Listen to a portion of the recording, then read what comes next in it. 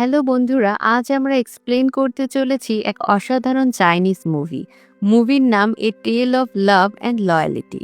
গল্পের শুরুতে আমরা দেখি একটা রাজকন্যা সুন্দর পোশাক পরে বিয়ের আসরে বসে আছে।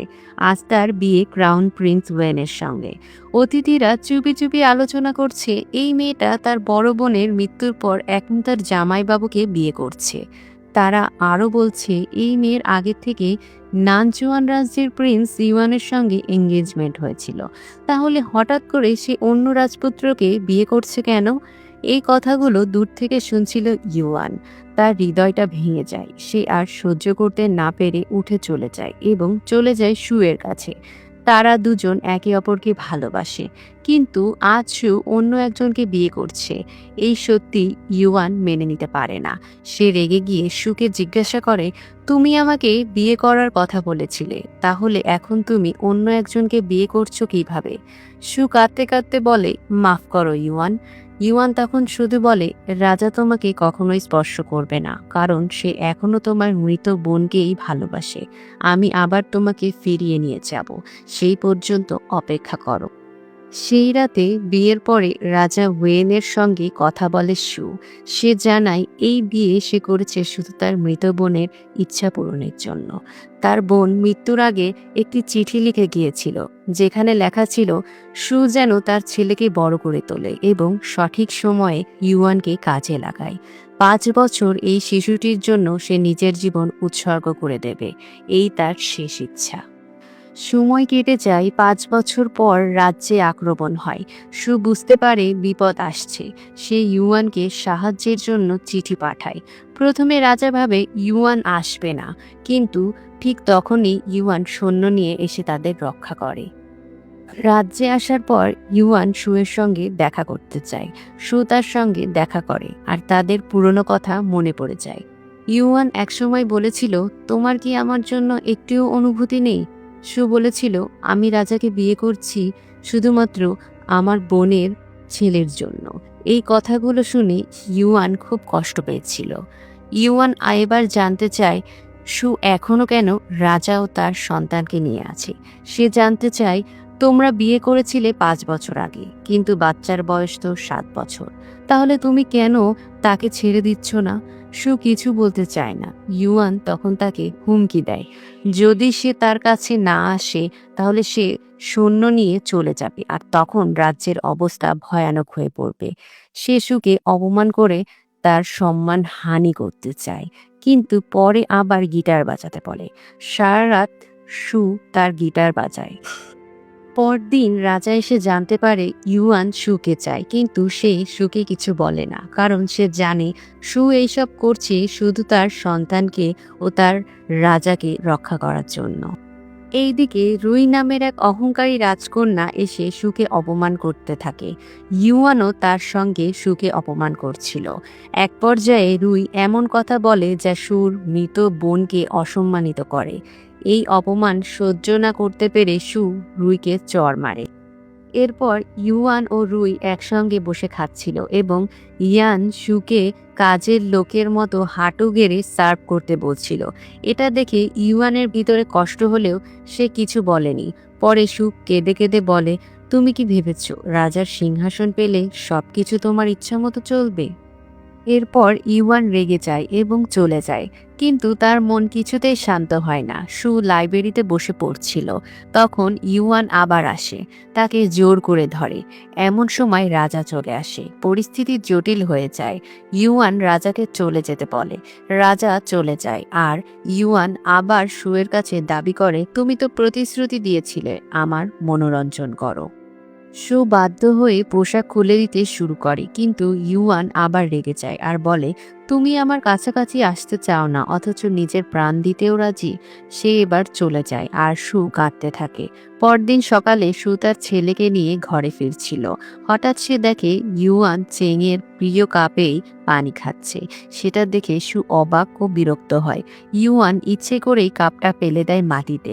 শু নিজের ছেলেকে শান্ত করে বলে, সে আমাদের অতিথি, তার সঙ্গে ভদ্র ব্যবহার করো। কিন্তু ইউয়ান তখন অপমানজনকভাবে বলে, তুমি প্রতিদিন অন্য একজনের ছেলের সঙ্গে ঘুমাও, তোমার লজ্জা করে না? এই কথা একদিন সবাই জানলে তোমার সম্মান থাকবে তো? সু শান্তভাবে জানায়, চেং এখনো শিশু। সে আমার বোনের সন্তান। তাকে মার মতো করেই বড় করছি। তাতে দোষের কি আছে? ইউয়ান বলে, ৩ বছর বয়সের পর থেকেই ছেলে মেয়ে আলাদা ঘুমায়। আর তোমার এই ছেলে ৭ বছর পেরিয়ে গেছে। তবুও এখনো তার সঙ্গে শো। এটা কি স্বাভাবিক? সু আর কিছু না বলে দাসীকে ডাকে আর চেংকে নিয়ে চলে যেতে বলে। চেং চলে যাওয়ার পর ইউয়ান আবার জঘন্যভাবে বলে, তোমার বোনের ছেলেকে এত ভালোবাসো, তাহলে কি তার স্বামীকেও এতদিন এইভাবেই ভালোবেসে সেবা করেছো? আজ রাতে তুমি আমাকেও সেইভাবেই সেবা করবে। এই বলে সে চলে যায়। রাতে ইউয়ান সুকে নিজের ঘরে ডাকে এবং তার জামাকাপড় খুলে দিতে বলে। ভয়ে ভয়ে সু তার জামাকাপড় খুলে দিচ্ছিল। সে সুকে শরীর মালিশ করতে বলে। সু চুপচাপ তার আদেশ মানছিল। তারপর ইউয়ান তাকে পোশাক বদলাতে বলে এবং ড্রিঙ্কস আনতে পাঠায়। সু যখন ড্রিঙ্কস আনতে বাইরে যায় তখন জেনারেল তাকে সাবধান করে, তাকে বলো কম করে খেতে, এটা তার শরীরের জন্য ক্ষতিকর। সু আবার ভিতরে যায়। ইউয়ান তখন তাকে একটি অ্যামুলেট দেখিয়ে জিজ্ঞেস করে, এটা কি তোমার স্বামী তোমাকে দিয়েছে? সু চোখে জল নিয়ে বলে, না, এটা আমার মৃত বোনের শেষ স্মৃতি। সু ইউয়ানকে বলে, এটা তুমি তোমার কাছে রাখতে পারো, এবং সে সেটা নিজের কাছে রেখে দেয়। তারপর সে সুকে বলে, আমাকে এখনই কিস করো। যদি না করো তাহলে আমি তোমার সেই ছেলেটাকে এখানে এনে তার সামনেই তোমাকে কিস করব।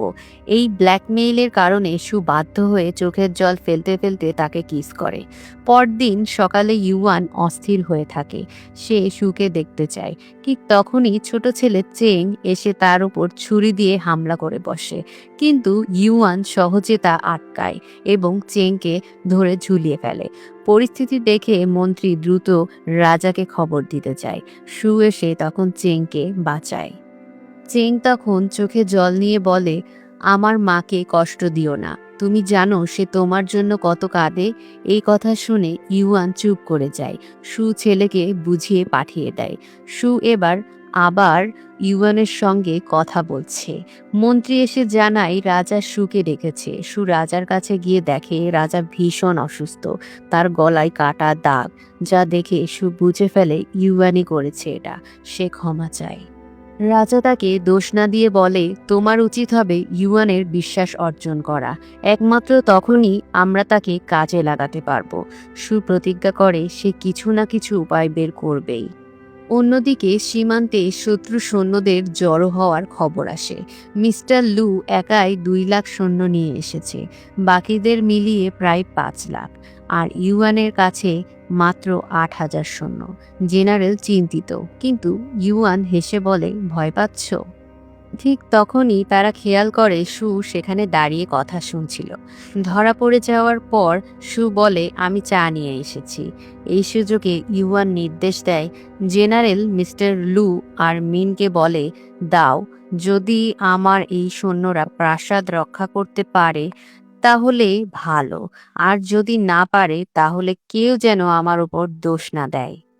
জেনারেল অস্বস্তি নিয়েও সেই আদেশ পালন করতে চলে যায়।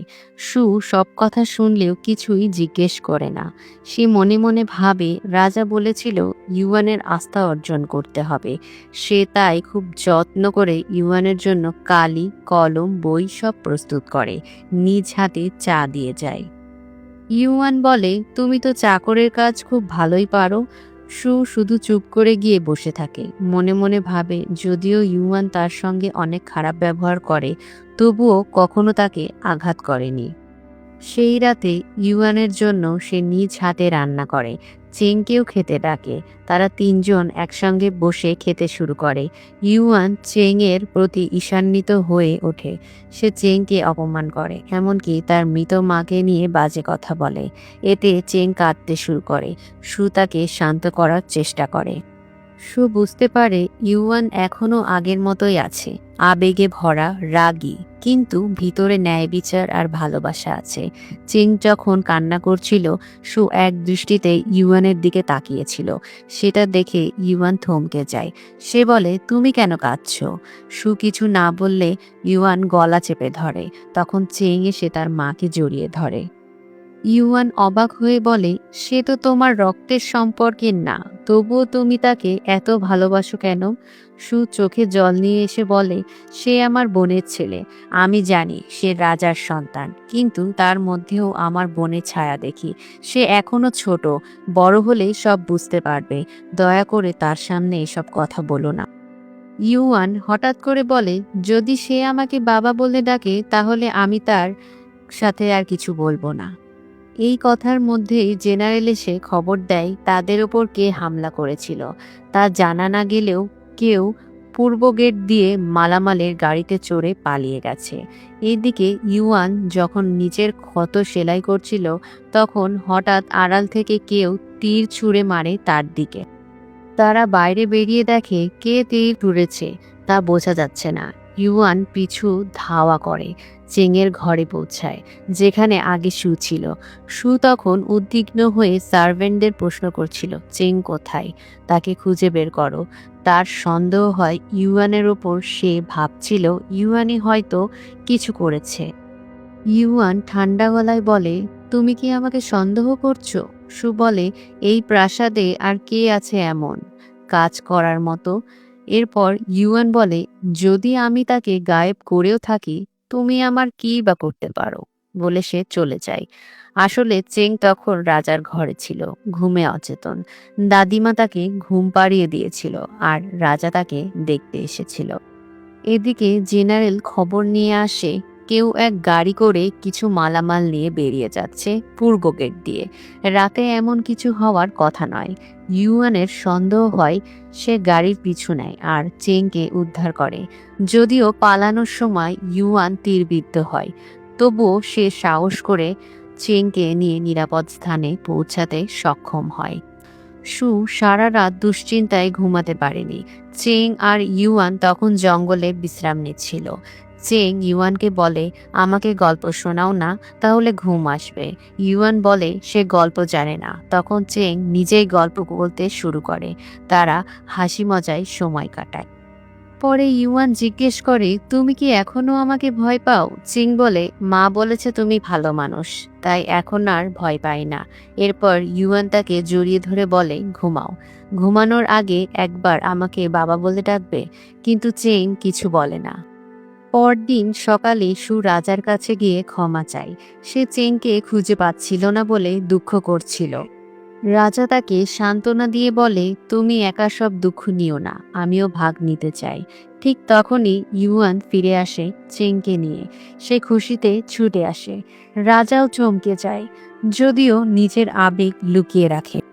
ইউয়ান চলে যেতে চাইলে সু বাধা দেয়, কিন্তু রাজা ইচ্ছাকৃতভাবে বলে, এখন চেং তোমার কাছে, আগে তার সঙ্গে সময় কাটাও। ইউয়ান মন খারাপ করে চলে যায়। পরে সু জানতে পারে ইউয়ান আহত হয়েছে। সে চেংকে জিজ্ঞেস করে, তুমি কিছু মনে করতে পারছো? চেং বলে, শেষবার দাদিবা আমাকে ঘুম পাড়িয়ে দিয়েছিল। এই কথায় সু অবাক হয়ে যায়। সে ইউয়ানের সঙ্গে দেখা করতে চায়। ইউয়ান তাকে দেখে জিজ্ঞেস করে, তুমি এসেছো আমার শরীরের খোঁজ নিতে, নাকি আবার সন্দেহ করতে? সু তার ভুল বোঝার জন্য দুঃখ প্রকাশ করে এবং অনুরোধ করে যেন ইউয়ান প্রাসাদ ছেড়ে চলে যায়। কিন্তু ইউয়ান মৃদু হাসি দিয়ে বলে, আমি খালি হাতে ফিরিয়ে যাওয়ার জন্য আসিনি। সু তখন বুঝে যায় তার উদ্দেশ্যটা কিছুটা আলাদা। সে কষ্ট পেয়ে কাঁদতে কাঁদতে চলে যায়। রাতে রাজা সু ও চেংয়ের সঙ্গে দেখা করতে আসে। সু বলে, চেং এখনো আতঙ্কিত। রাজা জিজ্ঞেস করে, তোমার সন্দেহ কাদের উপর? সু কিছু না বলে দাদিমার প্রসঙ্গ তোলে। রাজা নাটকীয় ভঙ্গিতে বলে, তাহলে কি আমি? সু চুপ করে থাকে। রাজা দাদিমাকে বলেছিল ওষুধ খাইয়ে চেংয়ের স্মৃতি নষ্ট করে দিতে, কিন্তু দাদিমা সেটা মায়াই করেনি। রাজা রেগে যায় এবং আদেশ দেয় দাদিমাকে মেরে ফেলার। সু এখন বুঝতে পারছিল রাজা বড় কোনো ষড়যন্ত্র করছে। সে ছেলেকে নিয়ে রাজপ্রাসাদ ছাড়তে চায়, কিন্তু রাজা তাকে হুমকি দিয়ে বলে, আজ যদি আমাদের সঙ্গে বসে না খাও তবে চেং আর কখনো খাবার খেতে পারবে না। ছোট্ট চেং এসবের মানে না বুঝলেও সু বুঝতে পেরেছিল এই হুমকির গভীরতা। সে আর কোনো কথা না বাড়িয়ে মুখে কষ্ট চেপে ছেলের সঙ্গে খাবারের টেবিলে বসে পড়ে। সো বন্ধুরা, ড্রামাটি আমরা এখানেই এন্ড করছি। খুব শীঘ্রই আমরা আপনাদের জন্য ড্রামাটির নেক্সট পার্ট নিয়ে ফিরে আসছি। আমাদের ড্রামাটি কেমন লাগলো তা কমেন্টে জানাবেন। ভালো লাগলে অবশ্যই একটা লাইক করে দিবেন। চ্যানেলে নতুন হলে চ্যানেলটি সাবস্ক্রাইব করতে ভুলবেন না। খুব শীঘ্রই দেখা হচ্ছে নেক্সট পার্টে। ততক্ষণের জন্য ভালো থাকবেন। ধন্যবাদ।